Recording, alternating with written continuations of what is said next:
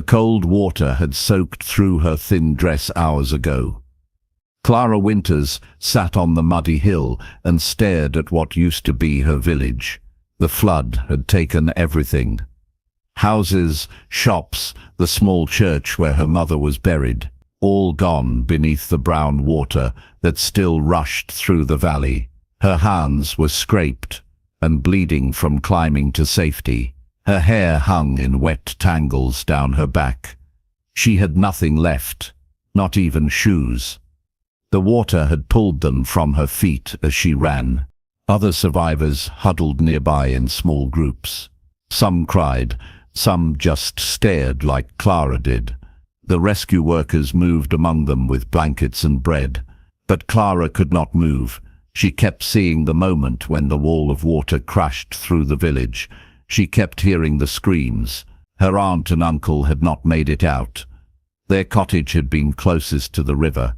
Clara had been visiting the baker when the flood came. That accident of timing had saved her life. A woman in a grey cloak stopped beside her. "You must eat something, child." The woman held out a piece of bread. Clara took it, but did not eat. Her stomach felt hollow, but her throat was too tight. "What is your name?" the woman asked gently. Clara opened her mouth to answer, but no sound came out. The woman patted her shoulder and moved on. Clara was 23 years old and completely alone in the world. The days after the flood blurred together. Clara stayed in a tent with 12 other women who had lost their homes. They were given thin blankets and watery soup twice a day. The ground was still wet and cold seeped through everything. At night, Clara lay awake and listened to the other women cry. She could not cry herself. The grief felt too big to fit through tears. During the day, she helped sort through donated clothes and tried to make herself useful, but she felt like a ghost moving through the world. The other women whispered about what would happen to them. Most had relatives in other villages who would take them in eventually. Clara had no one. Her parents had died of fever when she was 16. Her aunt and uncle had taken her in, but made her work hard for her keep. They had told her often that she was plain and difficult, that no man would want to marry her, that she should be grateful they fed her at all. Clara had believed them. Now they were gone, and she did not know if she was sad or relieved. The guilt of that thought made her chest ache. On the 5th day after the flood, a fine carriage arrived at the camp. Clara watched from her place by the supply tent as a tall man in a black coat stepped down. He moved like someone carrying a great weight. His shoulders were straight, but his face looked tired. The camp organizer rushed forward to greet him. "Lord Ashworth, such kindness, my lord. We did not expect you to come yourself." The man looked around at the muddy camp and the tired faces. "How many have lost everything?" he asked. His voice was deep and quiet. The organizer consulted his papers. 43 souls, my lord. Most will go to family and time, but some have nowhere." Lord Ashworth nodded slowly. "I will take 10 to my estate. They can work in the house or on the grounds. Food and shelter in exchange for honest work." The organizer looked relieved. "Most generous, my lord. Most generous indeed." Clara did not think she would be chosen. She had no skills that a great house would need. She could cook simple meals and clean well enough. But so could everyone. Still, when the organizer called her name, she stepped forward with 9 others. Lord Ashworth looked at each of them briefly. His eyes were grey like storm clouds. When his gaze reached Clara, it paused for just a moment. She saw something flicker in his expression. Sadness, maybe, or recognition of shared pain. Then he looked away. "The carriage will take you to Ashworth Manor," he said. "Mrs. Henshaw, my housekeeper, will arrange your positions." He climbed back into his carriage without another word. The ride to Ashworth Manor took 2 hours. Clara sat squeezed between 2 other women on the hard bench. They chattered nervously about their good fortune. Clara said nothing. She watched the countryside pass by the window. Green hills rolled on forever. Sheep grazed in distant fields. It all looked so peaceful, like the flood had never happened, like her entire world had not washed away in a single morning. The contrast made her feel strange and disconnected. Ashworth Manor rose up against the sky like something from a dream. Grey stone walls stretched in both directions. Windows gleamed in the afternoon sun. Gardens spread out in neat patterns around the house. Clara had never seen anything so grand. The carriage stopped at the servants' entrance at the side of the house. A stern woman in a black dress waited for them. "I am Mrs. Henshaw," she announced. "You will work hard here. You will be respectful and quiet. In return, you will have a warm bed and good food. Do you understand?" They all nodded. Mrs. Henshaw looked them over with sharp eyes. She assigned 8 to various positions: scullery maids, laundry workers, 1 boy to help in the stables. Finally, only Clara and 1 older woman remained. "You," Mrs. Henshaw said, pointing at Clara. "Can you read?" Clara nodded. "I can read and write, ma'am, and do numbers." Mrs. Henshaw's eyebrows rose slightly. "Indeed? Where did you learn?" Clara kept her voice steady. "My mother taught me. She had been a governess before she married." Mrs. Henshaw studied her for a long moment. "Very well. I need someone to help catalogue and organize the library. The last girl we had for it ran off to get married. The room has been neglected for months. Can you manage that?" Clara felt a small spark of something in her chest. Not quite hope, but close. "Yes, ma'am. I would be grateful for the chance." Mrs. Henshaw nodded. "You will also help with mending and light cleaning. Your room is on the 3rd floor. Martha here will show you up. You start tomorrow at 6. The room Clara was given was small but clean. A narrow bed stood against one wall. A washstand with a chipped basin occupied the corner. One window looked out over the gardens. After sleeping on cold ground for days, it felt like luxury. Martha, the older woman, had been assigned to the kitchens. She smiled kindly at Clara. "Seems we landed well, dear. This is a good house, from what I hear. The master keeps to himself mostly, still in mourning for his wife and son." Clara felt her chest tighten. "They died?" Martha nodded sadly. "Fever took them last winter, both gone within a week. The master has barely left the estate since. Such a tragedy." That night Clara lay in her new bed and stared at the ceiling.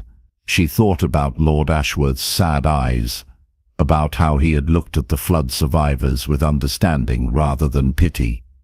He knew what it was to lose everything too. Maybe that was why he had offered help when others only offered prayers. Outside her window, an owl called in the darkness.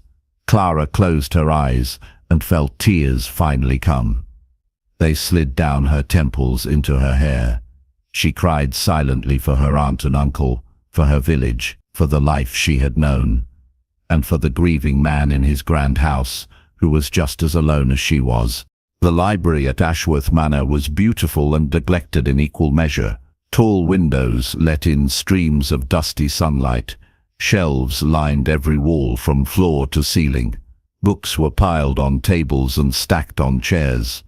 Some had fallen to the floor and lay open with their pages bent. Clara stood in the doorway and felt overwhelmed. Mrs. Henshaw had not exaggerated. This would take weeks to sort properly. But as Clara stepped inside and breathed in the smell of old paper and leather, she felt something ease in her chest.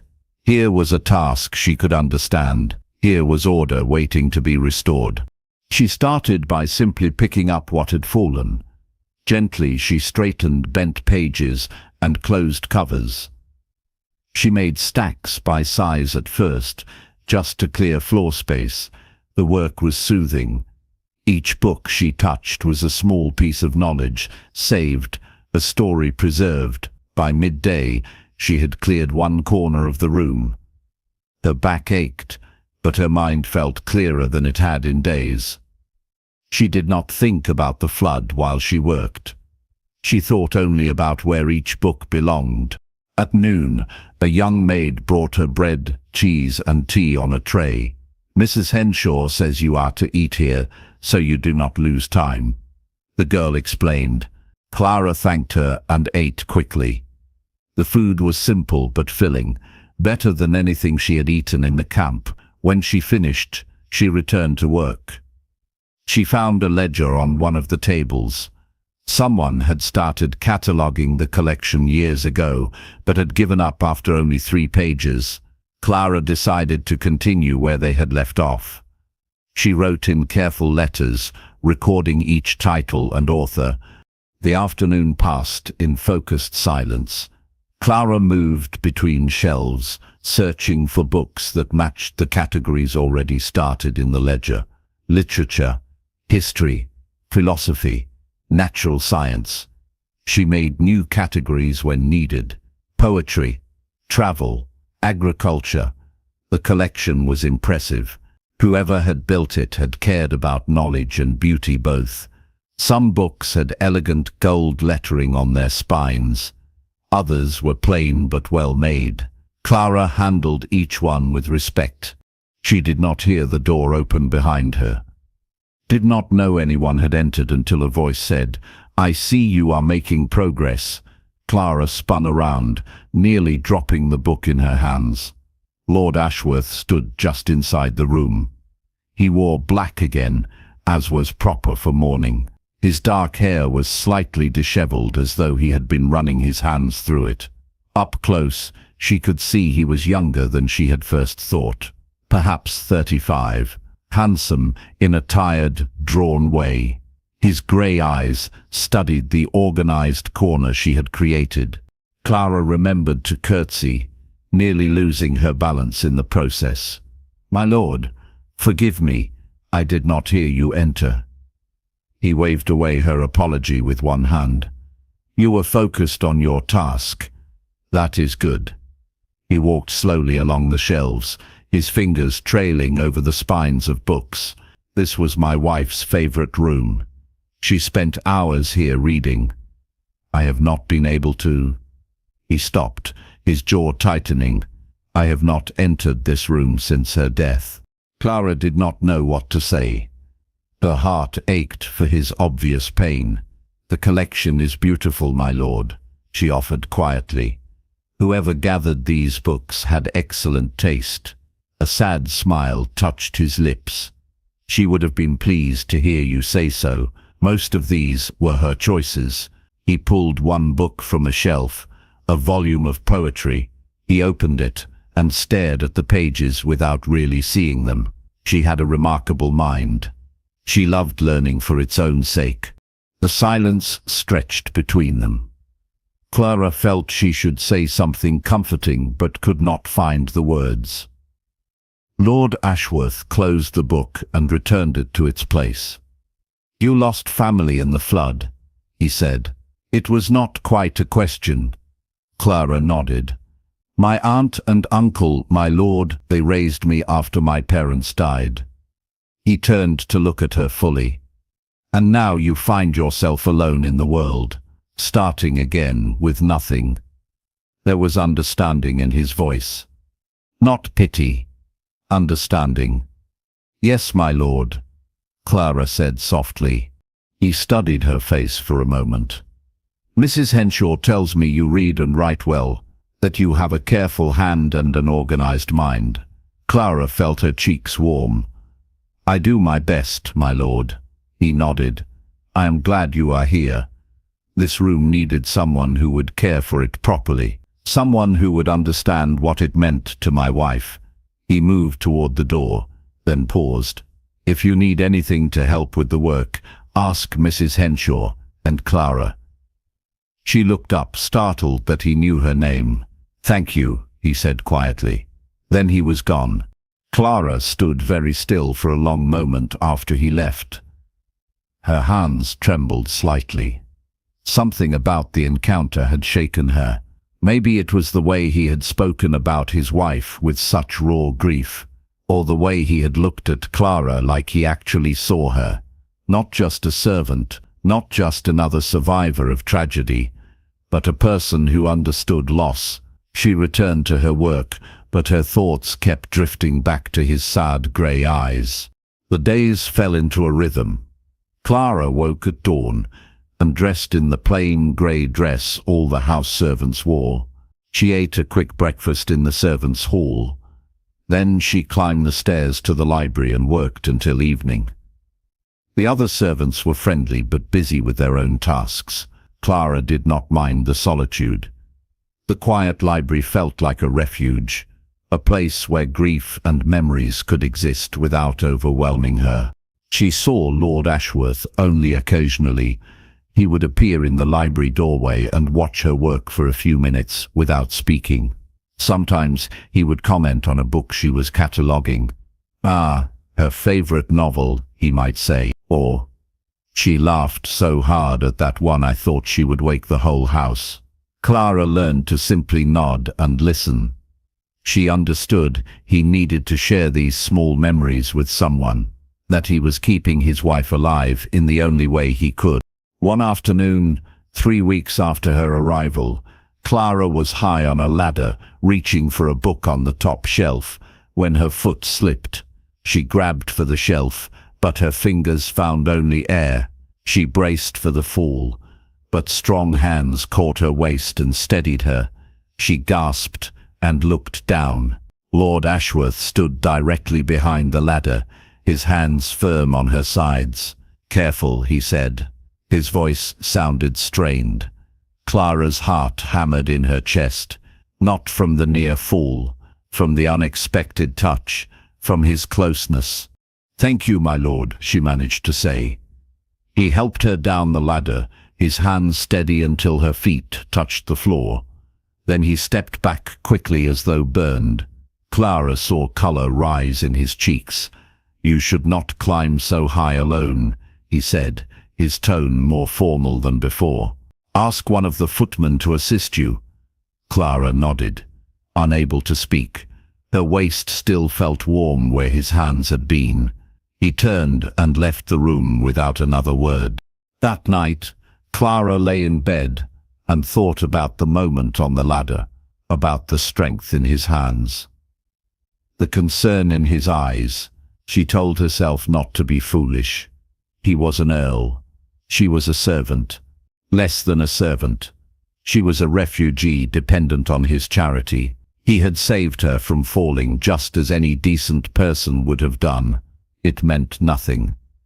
But her heart beat faster at the memory anyway. The next morning, Lord Ashworth sent word through Mrs. Henshaw that Clara was to join him for tea in the library that afternoon. Clara spent the morning in anxious confusion. Had she done something wrong? Was he displeased with her work? Mrs. Henshaw offered no explanations. His lordship wishes to discuss the cataloguing progress. Nothing to fret about. But Clara fretted anyway. She changed her apron twice and tried to smooth her unruly hair into something presentable. When she entered the library at 4 o'clock, Lord Ashworth was already there. He stood by the window looking out at the gardens. A tea service sat on one of the newly cleared tables. 2 cups. Clara's nervousness increased. He turned when he heard her. "Clara, thank you for coming. Please sit." He gestured to one of the chairs. Clara sat carefully on the edge of the seat, her back straight, her hands folded. Lord Ashworth poured tea for both of them. The domestic gesture seemed strange coming from an earl. "I wanted to discuss your work," he began. Clara's stomach tightened. "Of course, my lord. If there is something I am doing wrong." He held up a hand. "Quite the opposite. You have made remarkable progress. The room looks better than it has in years." He paused, seeming to choose his words carefully. "I also wanted to apologize for yesterday, for touching you so familiarly. It was not appropriate." Clara felt her face grow hot. "You saved me from a fall, my lord. There is nothing to apologize for. He met her eyes. Nevertheless, you are under my protection here, under my roof. I would not have you feel uncomfortable or afraid. Clara was surprised by his consideration. Most men of his station would not have given a second thought to touching a servant. I am not afraid, my lord, she said honestly. You have shown me nothing but kindness. Something shifted in his expression. Softened. You have had little enough of that in your life, I think. Kindness. Clara looked down at her teacup. He was right, though she had not quite realized it until he said it aloud. Tell me about yourself, he said. Not the sad parts. The parts before. What did you love to do? Clara was startled by the question. No one had asked her about herself in years. She thought for a moment. I love to read, she said finally. My mother had a small collection of books. I read them over and over until I had them memorized. I loved stories about brave people and faraway places. Lord Ashworth smiled, a real smile that transformed his face. Then you are in the right place. This room holds thousands of stories. You may read anything you like in your free time. Clara looked up at him in wonder. Truly, my lord? He nodded. Books are meant to be read, not locked away and forgotten. My wife believed that knowledge should be shared freely. I think she would have liked you. The compliment made Clara's throat tight. I wish I could have met her, my lord. She sounds like a remarkable woman. Sadness crossed his face again. She had a generous heart and a curious mind. Losing her, he stopped and looked away. Forgive me, I should not burden you with my grief. It is not a burden, my lord, Clara said softly. Grief shared is grief lessened, or so my mother used to say. He looked at her with something like gratitude. Your mother was wise. They sat in comfortable silence for a moment, drinking their tea. Then Lord Ashworth said, I have been thinking, the cataloguing will go faster if you have proper help. I will have one of the footmen assist you with the heavy work and high shelves. And I think you should take your meals in here, rather than running down to the servants' hall. It will save time and... He hesitated. The room feels less empty when someone is in it. Clara understood. He was asking her to bring life back to this space his wife had loved. To make it warm again, instead of a shrine to loss. I would be honored, my lord, she said. And she meant it. They spoke for a while longer about books and organization. Lord Ashworth had ideas about how the collection should be arranged. Clara listened and offered suggestions of her own. He treated her opinions with respect, asked her thoughts, considered her ideas seriously. By the time she returned to work, Clara felt something she had not felt in a very long time. She felt valued. The weeks that followed brought subtle changes. Lord Ashworth visited the library more often. Sometimes he would work at the desk while Clara organized books. They would talk occasionally, light conversations about literature or the weather. Sometimes they worked in silence, each focused on their own tasks, but it was a comfortable silence. The kind that exists between people who are at ease with each other. Clara noticed he looked less tired, less grey, as though having someone in his late wife's favorite room brought him peace rather than pain. The servants began to notice too. Clara heard whispers in the hallways, saw curious glances. Martha mentioned at dinner one evening that the master seemed different, more like his old self, she said. Before the tragedy, he smiled at me this morning, first time in a year, the other servants agreed. There was hope in their voices. They loved their master and wanted to see him happy again. Clara said nothing but felt a warm glow in her chest. Maybe she was helping him heal, even in some small way. One rainy afternoon, Clara was reading through a book to check its condition when she came across a pressed flower between the pages. A rose, dried and fragile, A slip of paper with it read, "From the garden, June 1847, the day we knew." Clara's eyes stung with tears. This must have been important to his wife. A memory of love, preserved. She carefully closed the book and set it aside. She would give it to Lord Ashworth later. Some treasures should not stay hidden on shelves.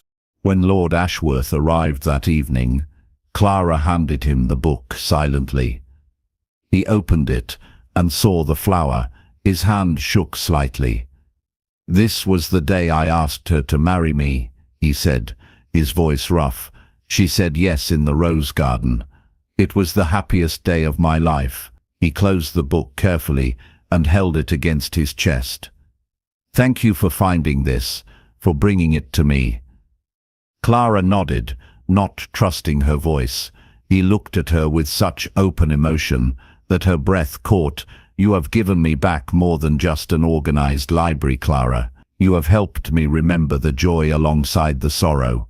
Something passed between them in that moment. Something warm and electric. Clara felt it in her bones, saw it reflected in his eyes.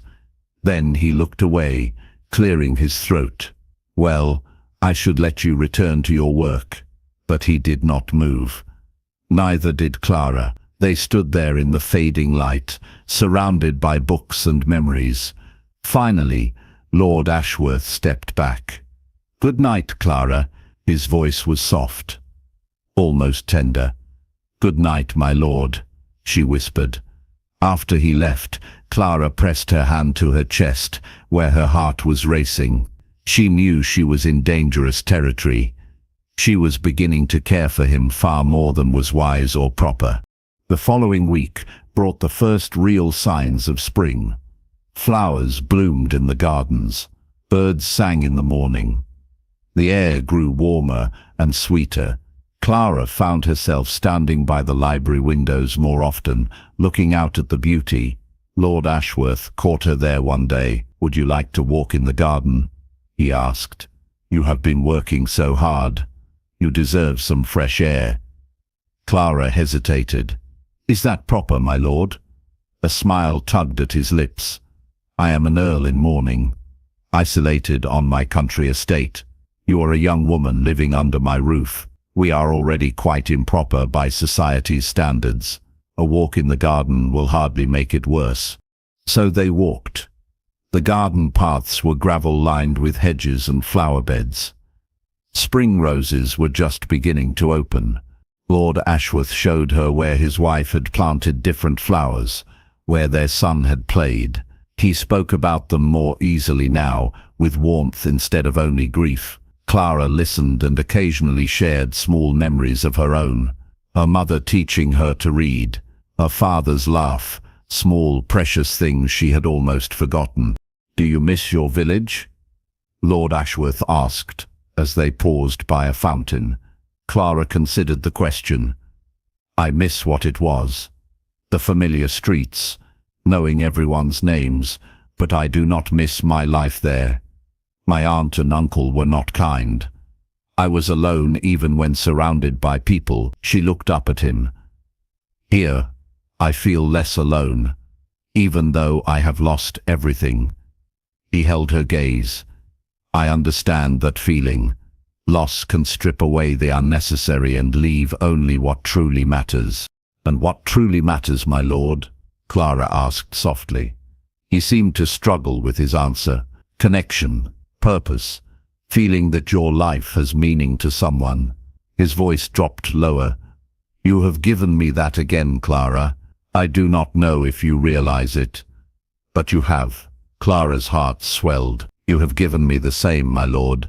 You saved me from despair, gave me not just shelter, but dignity, a way to be useful.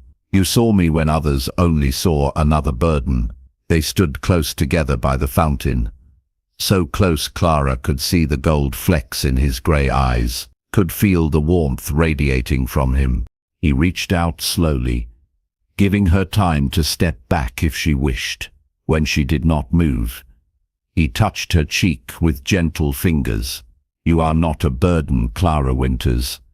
You are—" He stopped himself, dropped his hand, stepped back. "Forgive me.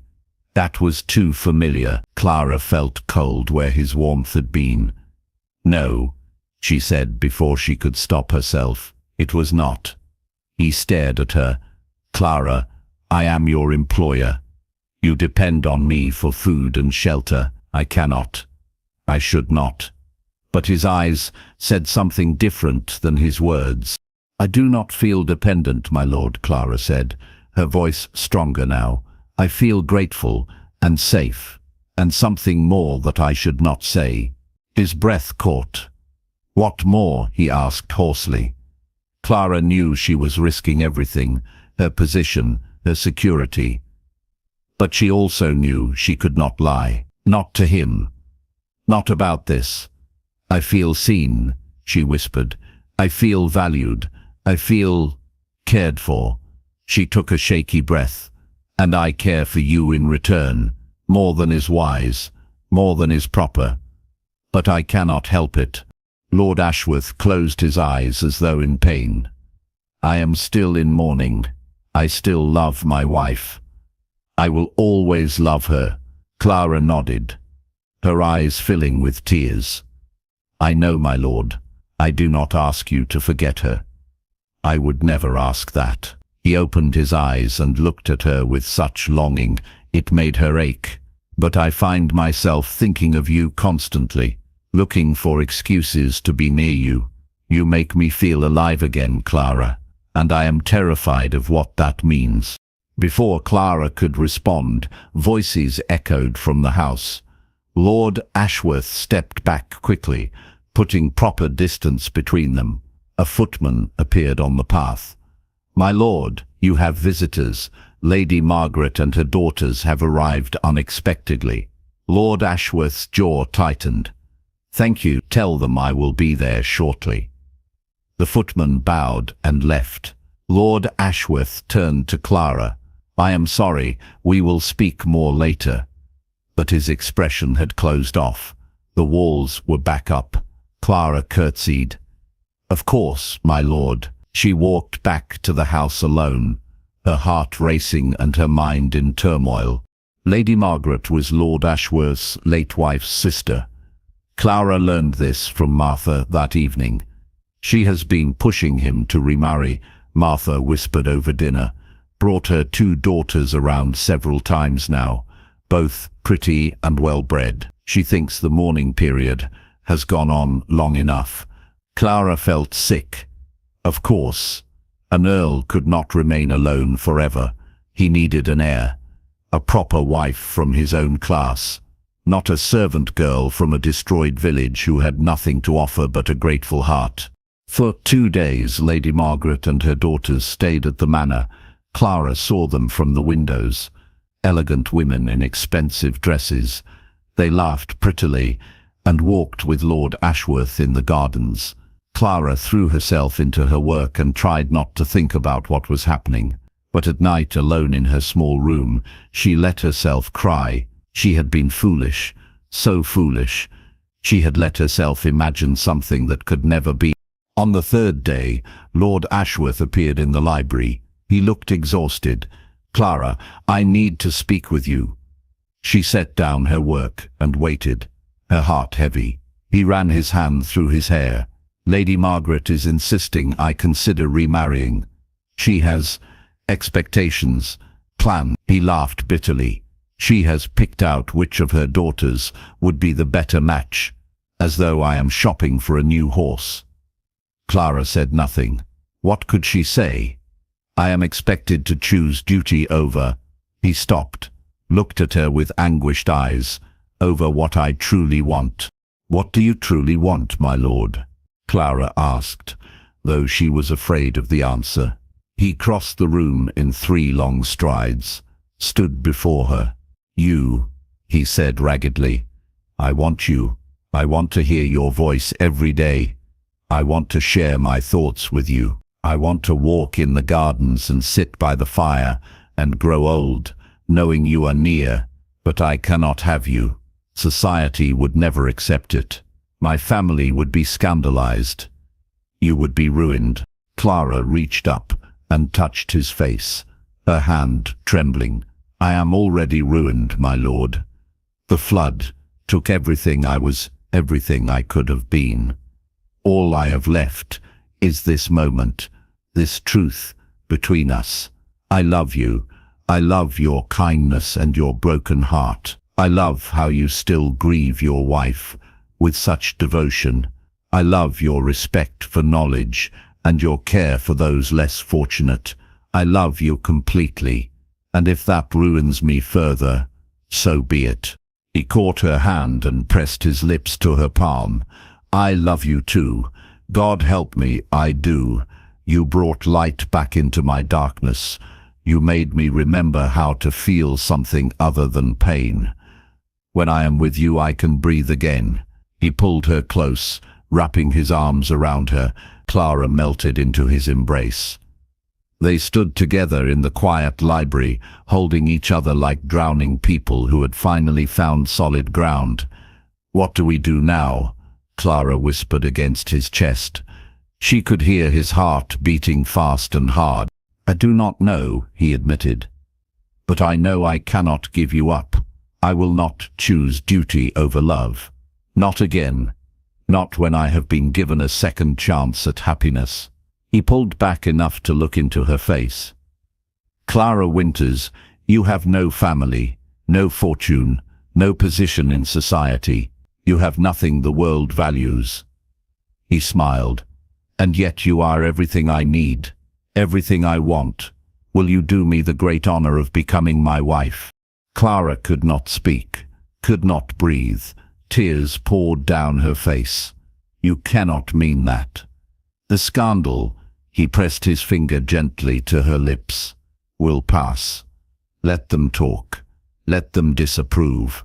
I have spent a year dying slowly in this house. You made me remember how to live. That is worth any price.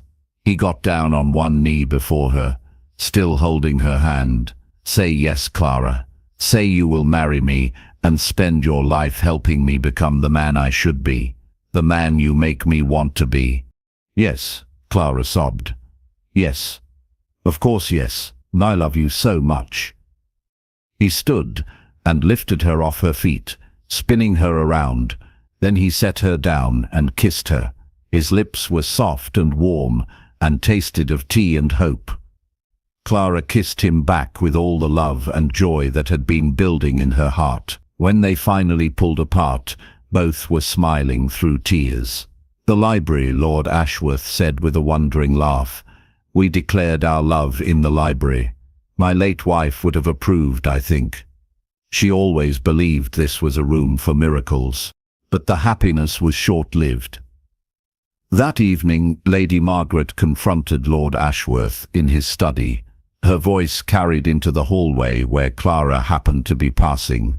You cannot be serious. A servant girl? A nobody from the flood? Lady Margaret's voice was sharp with outrage. Have you lost your mind? The scandal will destroy you. Lord Ashworth's voice was calm but firm. I am quite sane, Margaret, and I am not seeking your approval. What would Eleanor think? Lady Margaret demanded. Would she want you throwing away your position for a common girl? Clara heard Lord Ashworth stand, his chair scraping. Do not presume to speak for my late wife. Eleanor believed in love above all else. She would want me to be happy, and Clara makes me happy. Lady Margaret made a disgusted sound. That girl has bewitched you. She saw a wealthy lord and decided to trap you. Can you not see it? She has nothing. She is nothing. That is enough. Lord Ashworth's voice thundered through the door. Clara is worth 10 of most people I know. She is kind and intelligent and honest. She expects nothing from me. If anything, I am the one who has trapped her by falling in love when she has no power to refuse. His voice dropped, but Clara could still hear it. She lost everything in that flood. Her family, her home, her entire world. And yet she found the strength to begin again, to work hard, to bring joy to others, despite her own grief. That is courage, Margaret. Real courage, not the shallow bravery of people who have never truly suffered. There was silence. Then Lady Margaret spoke again, her voice cold. If you do this, you will be cut from proper society. My daughters will withdraw their attentions. Your name will be tarnished. Lord Ashworth laughed. Good. I never wanted your daughter's attentions, and society's good opinion means nothing if I am miserable. Now please gather your things. Your carriage will be ready within the hour. Clara hurried away before they could catch her listening. Her heart soared and ached at once. He had defended her, chosen her, but at such cost. That night Clara could not sleep. She kept thinking about what Lady Margaret had said, about scandal and ruin. Lord Ashworth had suffered so much already. Did she have the right to bring more trouble to his life? Maybe she should leave, disappear before the wedding could happen, save him from himself. But the thought of leaving him made her physically ill. She loved him too much, needed him too much. Was that selfish? She did not know anymore. In the morning, she found a note slipped under her door. Meet me in the garden, J. She had never known his first name was J. James, perhaps, or John. She dressed quickly and slipped outside. The sun was just rising, painting everything gold and pink. Lord Ashworth waited by the fountain where they had first declared their feelings. He looked serious but determined. You heard last night, he said. It was not a question. Clara nodded. I am sorry you had to hear those things. She was not entirely wrong, Clara said quietly. I have nothing to offer you. No connections, no dowry, no. He pulled her close. You have everything to offer me. You have yourself. That is all I want. All I need. He tilted her chin up. Are you having second thoughts? Because if you are, tell me now. I will not force you into this. Clara shook her head. No second thoughts, only fears. Fears that I am being selfish, that I am ruining you. You are saving me, he corrected gently. Clara, I was a ghost before you came. I went through the motions of living, but felt nothing. You woke me up, made me remember that life can be beautiful even after terrible loss. That is not ruin. That is redemption. He kissed her forehead. We will face the scandal together. We will face everything together, and we will be happy despite what anyone says. Do you believe me? Clara looked up into his grey eyes and saw only truth, only love. I believe you, she whispered. They married quietly 3 weeks later in the small chapel on the estate. Only the household servants attended. Mrs. Henshaw cried through the entire ceremony. Martha squeezed Clara's hand beforehand and said, Your mother would be so proud. Clara wore a simple white dress that Lord Ashworth, James, she could call him James now, had ordered specially made for her. It was the most beautiful thing she had ever owned. James wore black still in honor of his late wife, but his eyes shone with happiness as Clara walked toward him. The vicar seemed uncomfortable with the unusual match, but performed the ceremony properly. Clara's hands shook as James slipped the ring onto her finger. It was gold with a small emerald. Green like the hills around your old village, he whispered. So you never forget where you came from. Clara's eyes filled with tears. How had she found someone who understood her so completely? They spoke their vows in steady voices. When the vicar pronounced them man and wife, James kissed her softly. Hello, Lady Ashworth, he murmured against her lips. Clara laughed through her tears. Hello, husband. The scandal was every bit as bad as Lady Margaret had predicted. Within a week, the news had spread through the county. An earl marrying a flood refugee, a servant girl elevated to nobility overnight. The gossip was vicious. Clara heard whispers when she went into the village with Mrs. Henshaw. She saw people turn away when she approached. Letters arrived from distant relatives of James's, expressing shock and disappointment. His solicitor came personally to warn about potential challenges to the marriage's validity. James ignored it all. "They will tire of it eventually," he said. "Some new scandal will capture their attention and we will be forgotten." But Clara found it harder to ignore than James did. She had known judgment all her life, had been told repeatedly that she was less than others.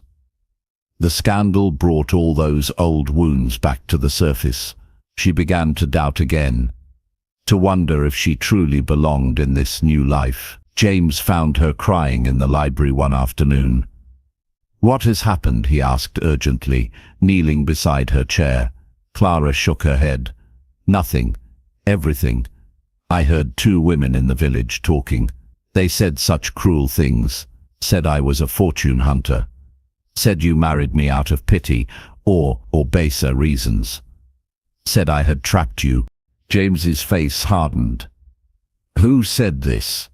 Tell me their names." But Clara grabbed his hands. "It does not matter. They are right in a way. You did marry beneath you. I do not know how to be a lady. I do not know the rules or the manners," or James cupped her face. "Stop. Listen to me. You are my wife, my partner, my equal in every way that matters. Do you think I care about rules and manners? My first wife was a lady from birth, and she was the kindest, most genuine person I knew, precisely because she did not let society's rules dictate her heart. I married you because I love you, because you make me happy, because I cannot imagine my life without you. That is all that matters." Clara wanted to believe him, but the doubts whispered in her mind at night. "You do not belong. You never will. He will regret this." One evening, James's cousin arrived unexpectedly. Lord Edmund was a pompous man who clearly thought highly of himself. He took one look at Clara, and his lip curled. "So this is the girl who has caused such a stir." James stiffened. "This is my wife. You will address her with respect." Lord Edmund laughed. "Respect? For a servant girl playing dress-up? Really, James, you have embarrassed the entire family. The least you could do is keep her hidden away. Do not parade her around as though she were actually a lady." Clara felt each word like a physical blow. But before James could respond, she stood. Her voice was cold and steady. "You are right, Lord Edmund. I was a servant. I was also a survivor of a flood that killed everyone I knew. I lost everything and had to start over with nothing but my own strength. I have worked hard every day of my life. I have learned to read and write and think for myself. I married your cousin because we love each other, and I will not hide or apologize for that love." She looked him directly in the eye. "You may think me beneath you, but at least I have the courage to be exactly who I am. Can you say the same?" Lord Edmund spluttered, his face red. James stood beside Clara, pride evident in his expression.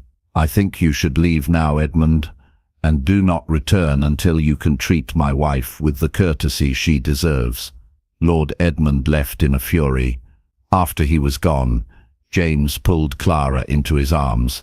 "That was magnificent," he said, laughter in his voice. "You faced him down like a queen." Clara felt shaky, but also strong.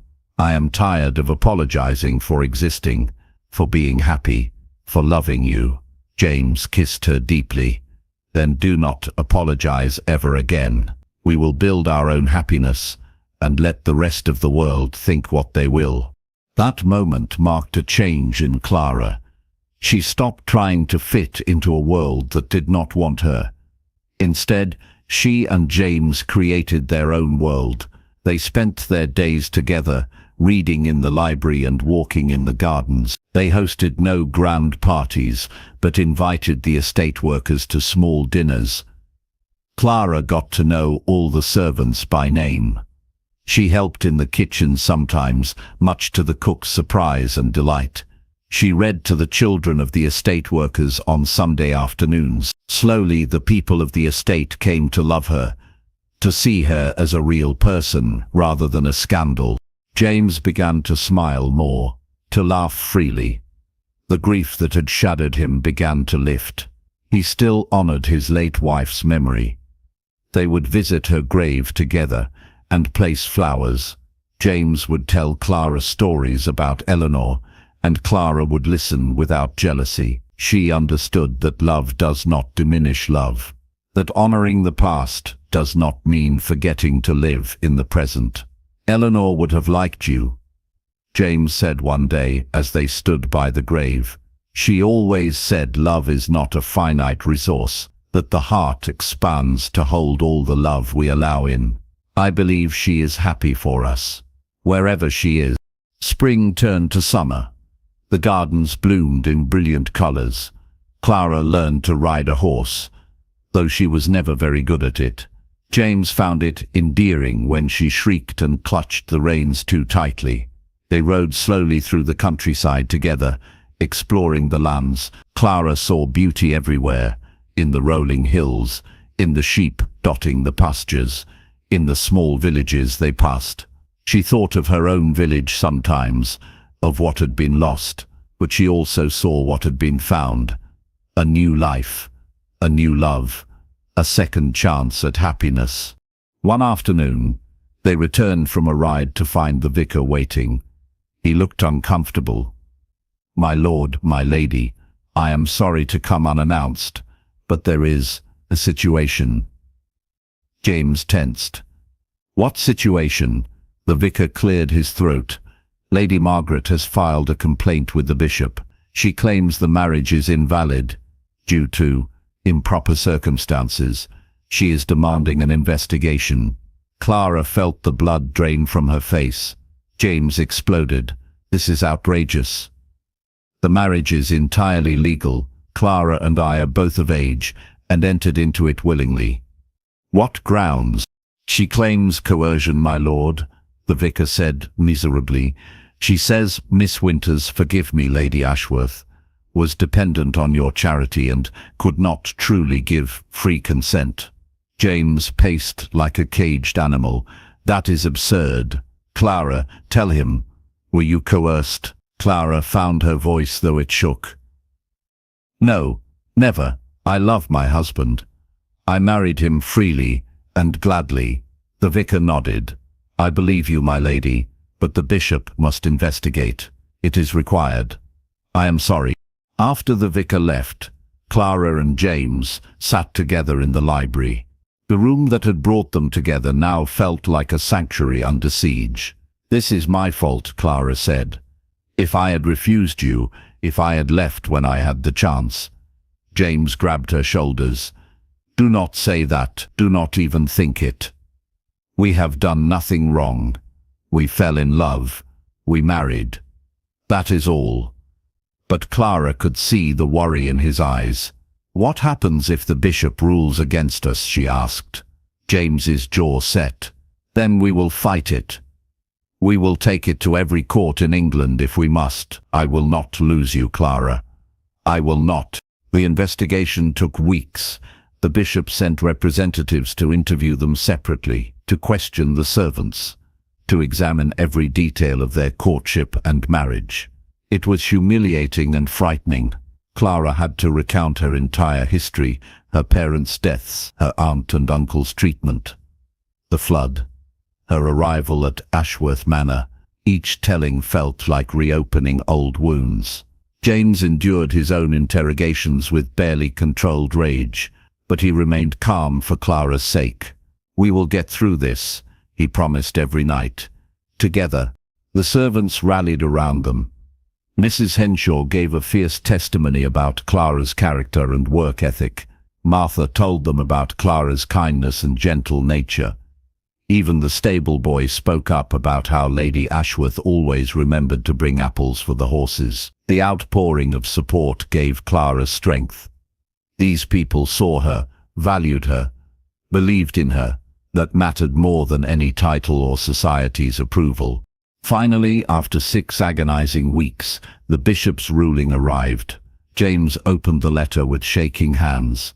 Clara stood beside him, holding her breath. James read it once, then again. Then he let out a shout of joy and lifted Clara off her feet. It is over. The marriage is declared valid. They found no evidence of coercion or impropriety. Clara burst into tears of relief. James spun her around, both of them laughing and crying at once. "We won, Clara. We won." That evening, they hosted a celebration dinner for all the household staff. The dining room filled with laughter and music. James gave a toast. "To my wife, who has endured slander and investigation with grace and courage, to the friends who stood by us, and to the truth, which always prevails in the end." Everyone cheered. Clara felt happiness bubble up in her chest like champagne. This was family. Not the family she was born into, but the family she had chosen, and who had chosen her back. Later, alone in their chambers, James held Clara close. "I was so afraid," he admitted. "Afraid they would take you from me, that I would lose you the way I lost Eleanor and Thomas."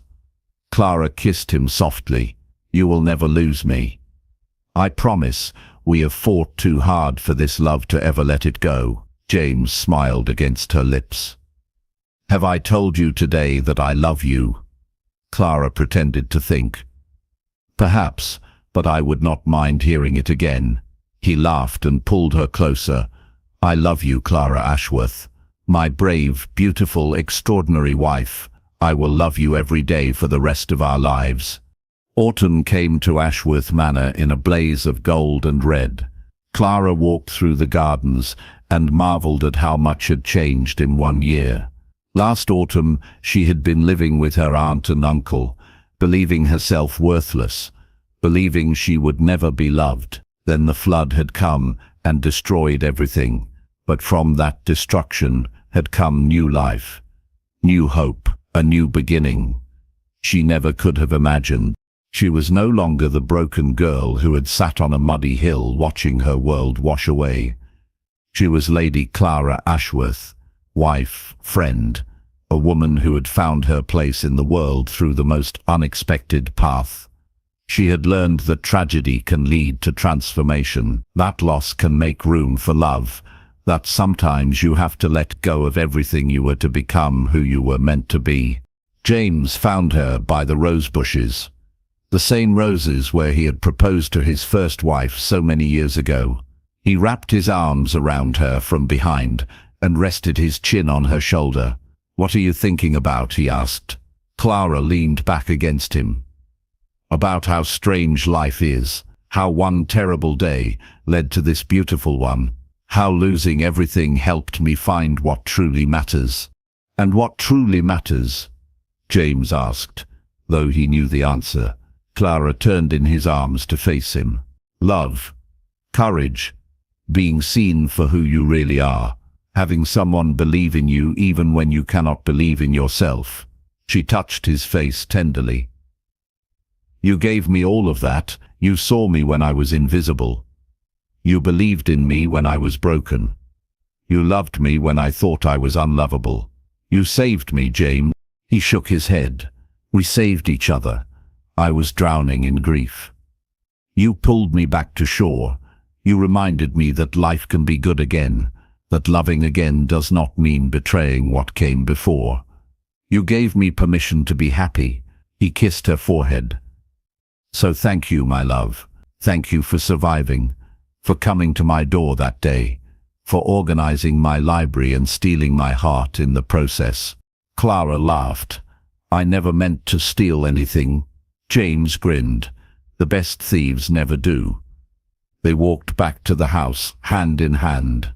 Inside, a fire crackled in the library. Books lined the walls in perfect order. Clara's work, Clara's gift. James pulled her down onto the settee beside him. They sat in comfortable silence, watching the flames dance. Outside, the first leaves of autumn drifted past the windows. Change was constant. Loss was inevitable. But so was renewal. So was hope. "Do you ever miss your old life?" James asked quietly. Clara considered the question honestly. "Sometimes I miss my parents, the feeling of being young and safe, but I do not miss who I was becoming before the flood. Small and scared and certain I was worthless. That girl is gone." She looked at her husband. "The flood destroyed everything, but in a way it set me free. Free to become this person. The one who is brave enough to love you, strong enough to face scandal, confident enough to know my own worth." James kissed her hand. "I am grateful for your strength, your courage. I am grateful that from all the terrible things that happened, we found each other." Clara smiled. "The grieving count who gave me shelter." James raised an eyebrow. "Is that how you think of me?" Clara laughed. "That is how we began. But now you are so much more. You are my husband, my partner, my best friend, my home." Tears shimmered in James's eyes. "And you are mine, my second chance, my unexpected miracle, my proof that love can bloom even in the darkest seasons." They stayed in the library until the fire burned low. Then they climbed the stairs to their chambers, to the bed they shared, to the life they had built together from the ruins of what had been before. Clara lay in her husband's arms and thought about the girl on the muddy hillside a year ago. How lost she had been, how certain that her life was over. She wished she could go back and tell that girl the truth. "Your life is not over. It is about to begin. The flood will take everything, but a kind man with a broken heart will give you shelter, and in time, that shelter will become home. That kindness will become love, and you will learn that sometimes the worst day of your life is the first step toward the best days you have ever known." "I love you," Clara whispered into the darkness. James pulled her closer. "I love you too, forever." And in that moment, Clara knew with absolute certainty that she was exactly where she belonged. The flood had destroyed her village, but it had brought her to this, to him, to a love that was worth every loss, worth every struggle, worth everything. She closed her eyes and let herself fall asleep, safe and cherished and home at last.